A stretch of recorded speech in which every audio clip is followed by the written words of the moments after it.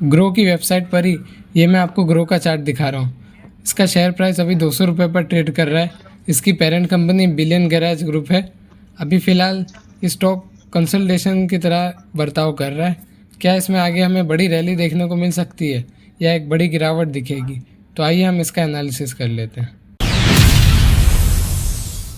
तो ग्रो के हम टेक्निकल एनालिसिस की शुरुआत करते हैं। इसका आईपीओ अभी फ़िलहाल 7-8 महीने पहले आया था, जहां पे आईपीओ की लिस्टिंग के बाद के एक वीक में ये स्टॉक अपना काफ़ी हाई जा चुका था, जो कि 5 दिन में स्टॉक ऑलमोस्ट 75% बढ़ चुका था।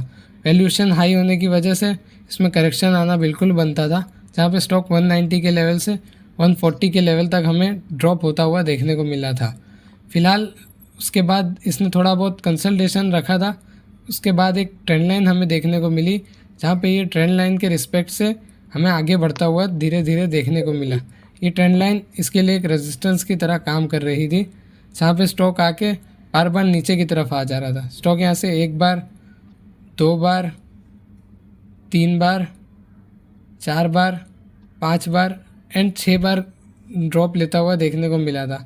साथ ही में ये लाइन इसके लिए एक सपोर्ट की तरह काम कर रही थी, जहाँ पे स्टॉक सपोर्ट लेकर हमें ऊपर की तरफ बाउंस बैक दिखा रहा था। यहाँ से ये 1 बार, 2 बार, 3 बार, 4 बार, 5 बार और 6 बार सपोर्ट लेता हुआ दिखा। हालांकि लास्ट टाइम जो इसने सपोर्ट लिया वो यहाँ पे सस्टेन नहीं कर पाया ऊपर की तरफ, और इसमें नीचे की तरफ हमें गिरावट देखने को मिली। उसके बाद ये स्टॉक इस रेंज में कंसल्टेशन करता रहा, जहाँ पे हम अगर एक बॉक्स बनाएं रेक्टेंगल शेप में, तो हमें देखने को मिलेगा ये 166 रुपीज़ से नीचे की तरफ इसके 150 रुपीज़। इस छोटी सी रेंज में ये करीब 2 से 3 हफ्ते हमारा स्टॉक कंसल्टेशन करता हुआ देखने को मिला। हालांकि इसके ब्रेकआउट करा इसने, एक रेंट कैंडल इसकी रीटेस्ट कैंडल बनी और ये आगे की तरफ अपना ऊपर रैली दिखाता रहा।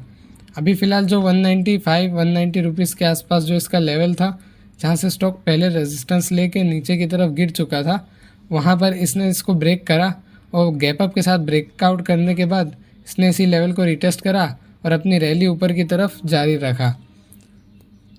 अभी फ़िलहाल ये 225 रुपये तक गया था। 225 इसका ऑल टाइम हाई है, जहाँ पे ये स्टॉक रेजिस्टेंस फेस करके नीचे आ चुका है।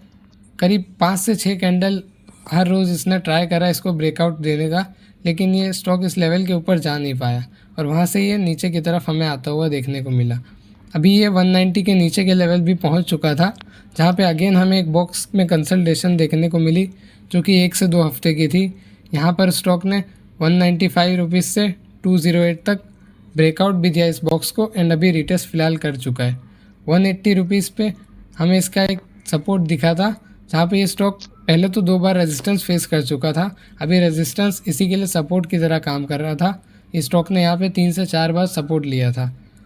साथ ही में हम इसके आगे के टारगेट एंड लेवल्स की बात करें तो हमें फ़िलहाल फर्स्ट टारगेट हमें इसका 208 रुपीज़ के आसपास, और जो 214 ये जो इसका प्राइस है ये रेंज देखने को मिलती है।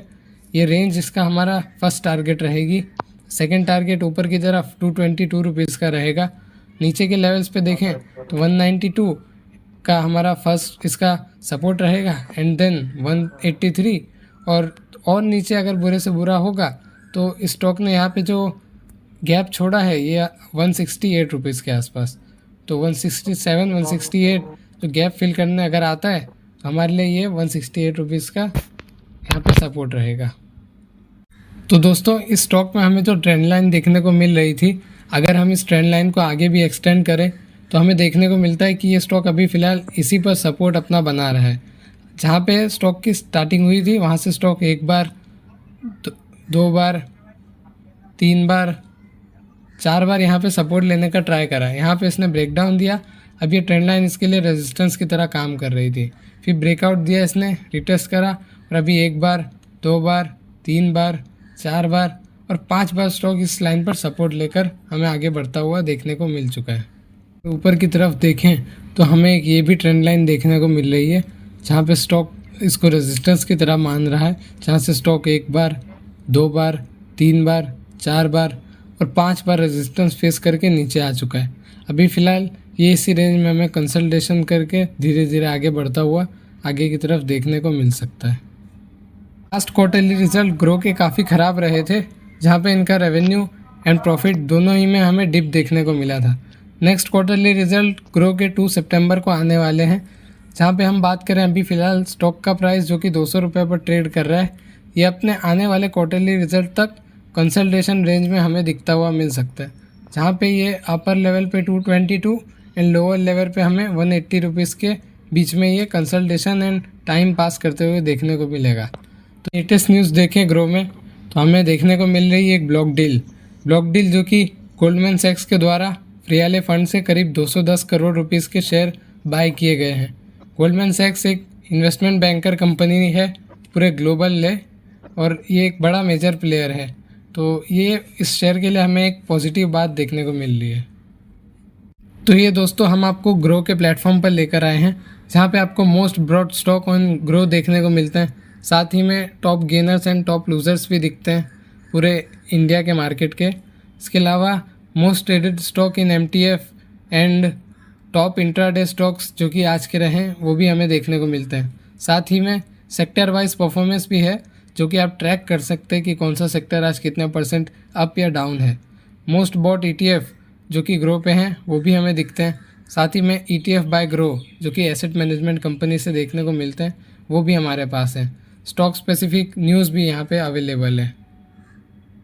तो ग्रो पर हमें सबसे टॉप पे कुछ इंडाइसिस देखने को मिलते हैं जो कि इंडियन इंडाइसिस है। हालांकि उसके साथ ही में हमें ग्लोबल इंडाइसिस भी देखने को मिलते हैं, जहाँ पे मेन बड़े नाम की बात करें तो Dow Jones, GIFT Nifty, S&P 500, Nikkei, Hang Seng, DAX, CAC and KOSPI जैसे नाम शामिल हैं। वहीं पर राइट साइड के कॉर्नर पे हमें IPO, bonds, ETF, intraday screener, stock SIP, MTF stocks, event calendar, all stock screener और साथ ही में कुछ ट्रेडिंग स्क्रीन्स जो कि बुलिश एंड बेरिश हैं, दोनों हमें देखने को मिलती हैं। ग्रो एक लार्ज कैप कंपनी है जिसका मार्केट कैप 1.25 लाख करोड़ है। इसका PE अभी 60 का है, जो कि अपना इंडस्ट्री PE 21 से ट्रिपल पर ट्रेड कर रहा है। ROE बहुत ही शानदार 37% और 29% पर है। बुक वैल्यू इसकी 15 की है, जिसकी वजह से प्राइस टू बुक वैल्यू 13 का है, ये भी ओवर वैल्यूड है। प्रमोटर के पास 27% की होल्डिंग है, जहाँ पे प्रमोटर के 1.3% स्टॉक प्लेज है और 0.4% प्रमोटर ने अपनी होल्डिंग घटाई है। PG रेशियो <1 0.91 का है, जो कि इसे एक अच्छी जगह पर स्टैंड कराता है। ग्रो एक अर्ली स्टार्टअप कंपनी है जो कि 2017 में इनकॉर्पोरेट हुई थी। ये बेंगलुरु बेस्ड फिनटेक कंपनी है जो कि ब्रोकिंग सर्विस प्रोवाइड कराती है। ग्रो इंडिया का लार्जेस्ट डिजिटल इन्वेस्टमेंट प्लेटफॉर्म है अकॉर्डिंग टू NSE, जहाँ पे इनका direct customer model financial products, stocks, derivatives, bond, mutual fund और MTF फैसिलिटीज़ ये प्रोवाइड कराते हैं। मार्केट लीडरशिप देखें तो 98% ऑफ इंडिया के पिन कोड ग्रो के द्वारा कवर किए जाते हैं, जहाँ पे 81% ऑफ यूज़र इनके इंडिया की टॉप 6 सिटीज़ के बाहर के हैं।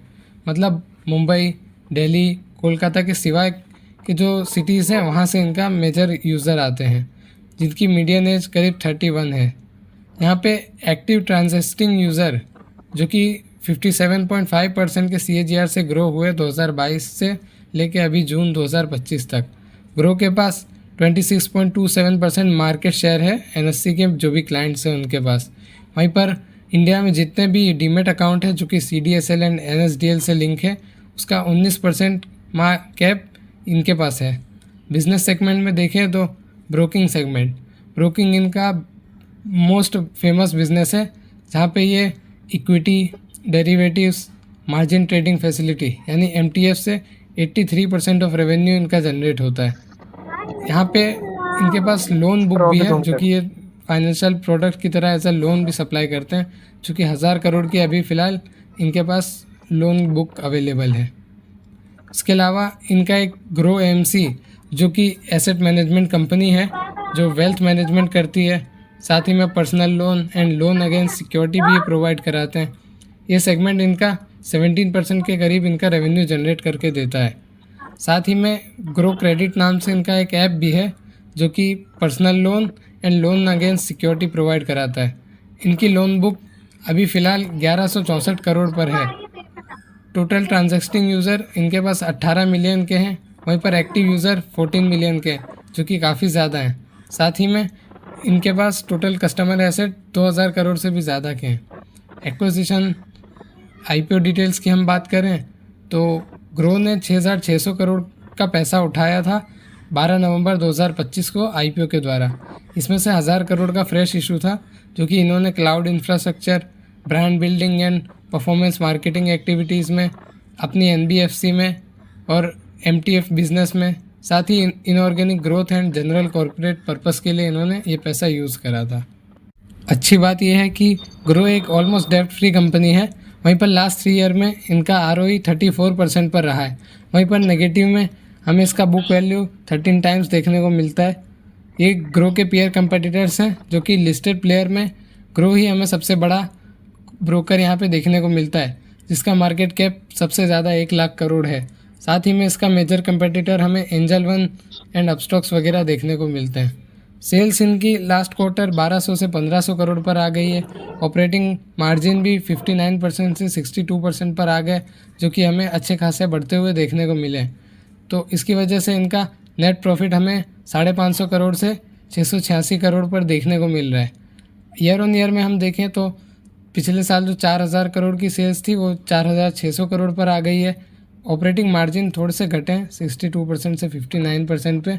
नेट प्रॉफिट हमें 1800 करोड़ से 2080 करोड़ के आसपास देखने को मिल रहा है। Compound sales and compound profit growth देखें तो वो 14% पर रही है, जिसकी वजह से स्टॉक के प्राइस CAGR में हमें थोड़ा बहुत इफेक्ट देखने को मिला है। रिजर्व कंपनी के पास 8400 करोड़ के हैं, वहीं पर बोरोइंग लेस देन 300 करोड़, जो कि ना के बराबर है। ट्रेड रिसीवेबल्स हम देखें तो अभी इस कंपनी के पास करीब 277 करोड़ रुपए का पैसा आना भी बाकी है। साथ ही में इसका कैश फ्लो देखें तो cash flow from operating activity अभी फ़िलहाल नेगेटिव में -21 पर है। नेट कैश फ्लो पॉजिटिव में है 800 करोड़। शेयर होल्डिंग पैटर्न पर हम डिस्कस करें तो प्रमोटर ने अपनी होल्डिंग थोड़ी सी 0.4% घटाई है। FIs ने भी अपनी होल्डिंग 3% से 2.5% पर लाई है। DIs ने अपना स्टेक 1% बढ़ाया है। वहीं पर पब्लिक की होल्डिंग 64% से 62.88% पर आ गई है। नंबर ऑफ़ शेयर होल्डर्स इसमें करीब 7 लाख के आसपास हैं।